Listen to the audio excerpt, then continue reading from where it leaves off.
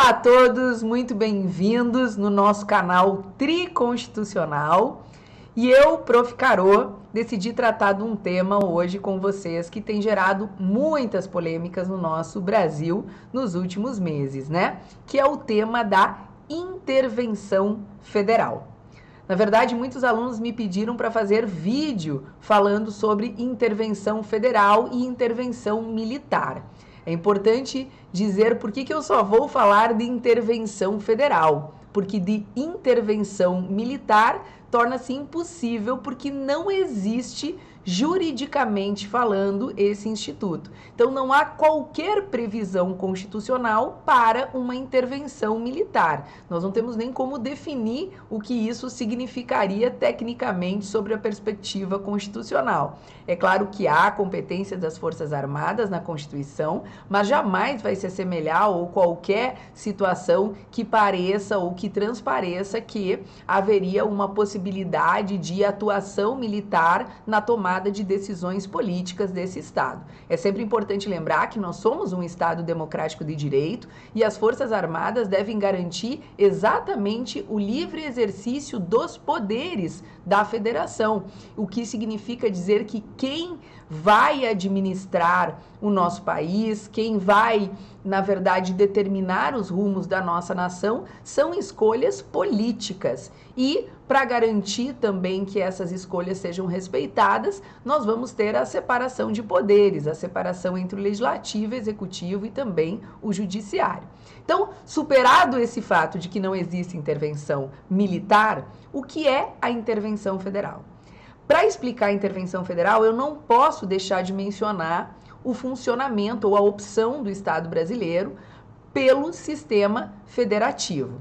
Então, na verdade, nós organizamos a nossa forma de Estado através de um sistema federalista. O que significa falar em federalismo? Significa dizer que o âmbito da tomada de decisão não pode ser centralizado. Nós não teremos um único órgão de tomadas de decisão. Portanto, nós teremos a descentralização do poder em diferentes níveis. No caso brasileiro, com a Constituição de 88, apesar de nós termos um modelo federalista desde 1891, que foi a nossa primeira Constituição republicana, o federalismo nos moldes em que eu vou apresentar para vocês agora, ele é de 1988, em que nós vamos dizer que nós vamos formar uma união indissolúvel, portanto, não existe possibilidade de rompimento da Federação Brasileira, de secessão, de nenhum Estado querer tornar-se soberano, por exemplo, na nação brasileira. O que nós temos, então, é uma organização entre 4 entes federativos. Nós vamos ter a União como um ente federativo, os Estados-membros como entes federativos, o Distrito Federal e também os municípios. Portanto, 4 entes federativos. Nós vamos dizer que esses entes federativos são autônomos. O que significa dizer que eles são autônomos? Que eles vão ter competências políticas, financeiras e administrativas na Constituição. Então, eles vão receber, na verdade, autonomias de ordem financeira. Nós vamos ter condições de ter arrecadação tributária de cada ente federativo para poder fazer o seu planejamento, os seus gastos, né, as suas despesas, os seus investimentos, as suas prestações também de serviços públicos. Nós vamos ter uma autonomia política, nós inclusive elegemos nossos representantes em todos os níveis, né, federativos. Nós vamos ter a eleição dos nossos chefe do Poder Executivo, os integrantes do Poder Legislativo, e nós também temos uma autonomia administrativa. Cada ente federativo vai ter as suas leis orçamentárias, a sua programação de como vai investir os recursos públicos para atender às necessidades da sua população, né? Atender aquilo que a gente chama de interesse público. Então, a regra é que no federalismo brasileiro os entes federados eles sejam autônomos. A excepcionalidade, portanto, é quando vai acontecer uma intervenção federal ou também é possível uma intervenção estadual. O que seria a intervenção federal? A intervenção federal seria a possibilidade de uma espécie de suspensão temporária daquela autonomia do ente federativo naquele ponto que ensejou a intervenção. Ou seja, eu tenho que dizer exatamente em qual situação que a União estará intervindo. Então, a regra é, na intervenção federal, a União poderá intervir nos Estados-membros, no Distrito Federal e também nos municípios, né, dos chamados territórios federais. Territórios com T maiúsculo, que é uma figura que existia antes da Constituição de 88, a exemplo do que era Fernando de Noronha, e com a Constituição de 88 nós extinguimos os territórios e, portanto, então essa intervenção nesse momento não teria como acontecer, porque não tem territórios que poderiam ter municípios. Então nós vamos ver a intervenção federal aí, a intervenção da União nos Estados-membros ou a intervenção da União no Distrito Federal. E aí fica bastante evidente para vocês. A União, então, professora, não pode intervir nos municípios. A União não pode intervir nos municípios dos Estados-membros. Aliás, o nome que nós vamos dar para essa intervenção é intervenção estadual. É quando um Estado-membro vai intervir na autonomia de um município de seu território. Então, é evidente que, por exemplo, o estado do Rio Grande do Sul só poderia fazer uma intervenção estadual num município do território do Rio Grande do Sul.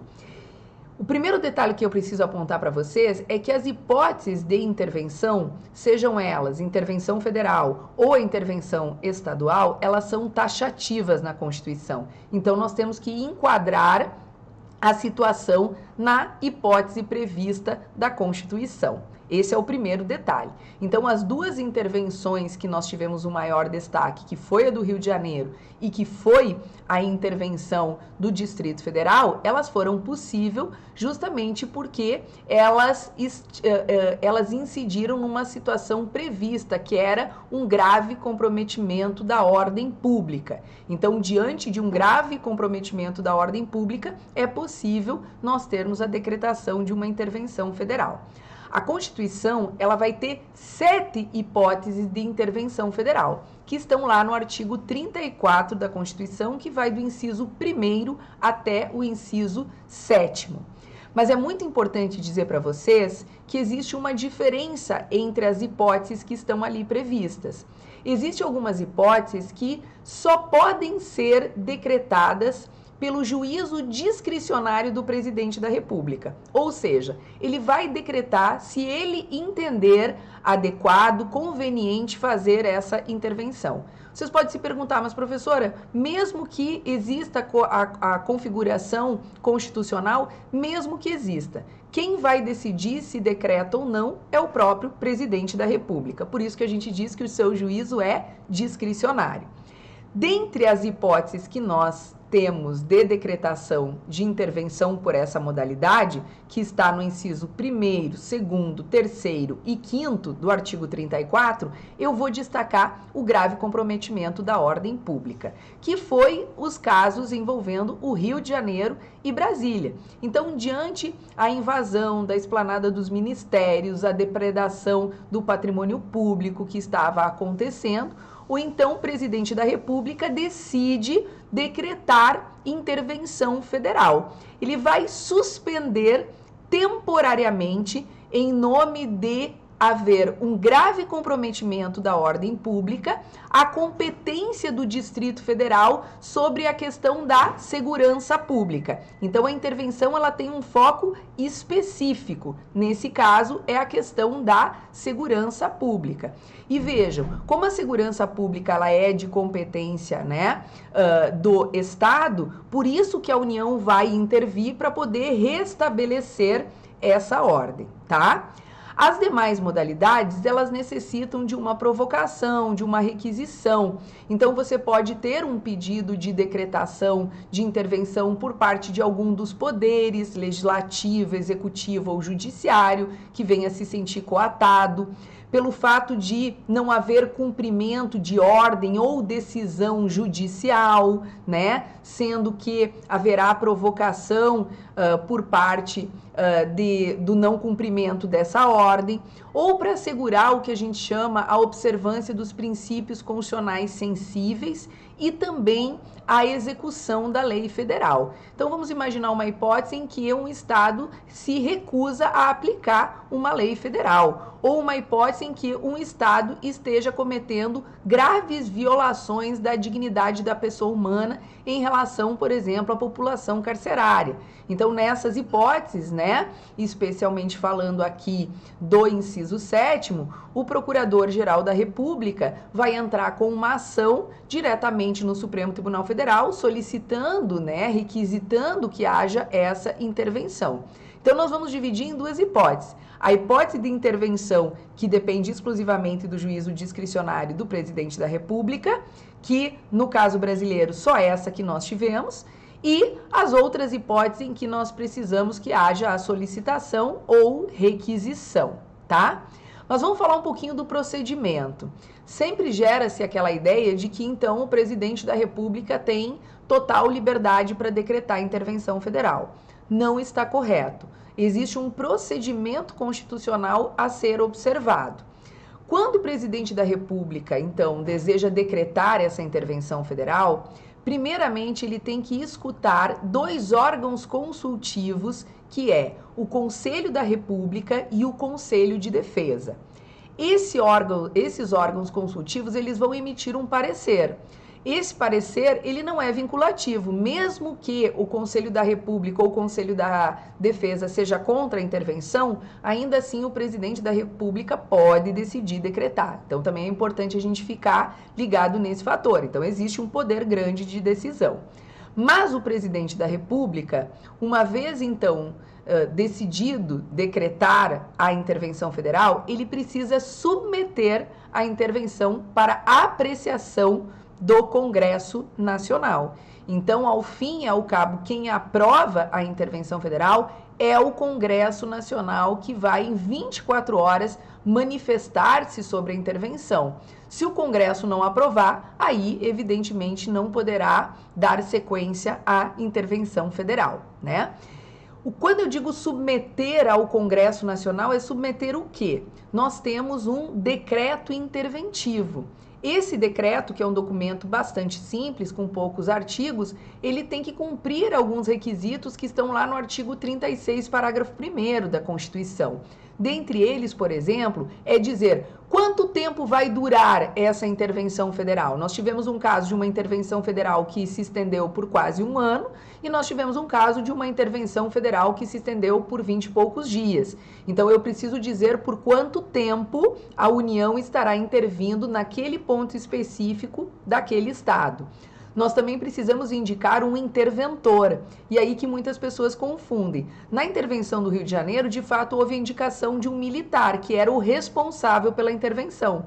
Já no caso do Distrito Federal, nós tivemos um interventor que era um civil. Então, não precisa ser ninguém ligado ao militarismo para ser o interventor. O interventor vai ser designado pelo Presidente da República para tomar as medidas cabíveis para terminar com a situação que está ensejando, né, essa intervenção. Precisa dizer quais serão as medidas que serão adotadas durante a intervenção, quais são as áreas de abrangência também dessa intervenção, né, para que se saiba qual é o nível de extensão que haverá essa intervenção. E, por fim, a gente tem que fazer uma divisão, né? A intervenção federal que é submetida ao Congresso Nacional, a gente diz que ela tem um controle político, que foi justamente os casos de intervenção que o Presidente da República pode decretar de acordo exclusivamente com a sua discricionariedade. Então, são aqueles casos do inciso 1º, 2º, 3º e 5º, que nesses casos, né, o Congresso Nacional é quem vai poder confirmar ou não a intervenção. Mas eu lembro que existe, então, duas situações em que a gente pode ter a dispensa da apreciação do Congresso Nacional. E aí, nesse caso, quem vai analisar se é ou não hipótese de intervenção é o Supremo Tribunal Federal. Essa hipótese está prevista lá no artigo 36, parágrafo 3º. Que caso eu estou falando?